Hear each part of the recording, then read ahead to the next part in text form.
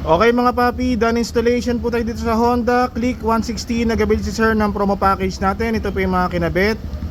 Pamila version 4 mini driving light 60 watts. So dito natin nilagay. Stainless LED bracket yung ating ginamit. Ang ilaw nito, low beam white, high beam yellow. So Pamila version 4 60 watts. Bali sa mga switch, nag-upgrade si sir. Nagpalit siya ng tie switch na version 3 na kulay white po. So ang controls niyan, ito po yung ginamit na switch ng mini driving light.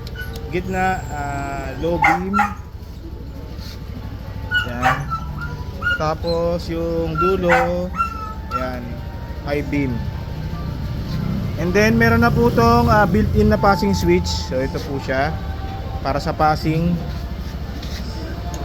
Pag naka low beam, nagpa-passing. Pag naka high beam, nagpa-passing. Okay. Sa busina ni Sir Corsa version 3, yung kanyang piniling busina, dual horn setup. Yung horn selector natin nandito po. Bali stock horn. And then rapid. Okay. Tapos switch, Corsa horn. Corsa. Then hazard, meron tayong built-in na hazard. Ayan, sa tie switch po yan. Harap at likod po siya.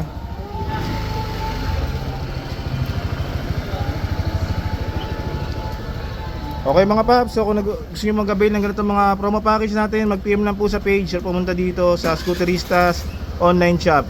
Maraming salamat po.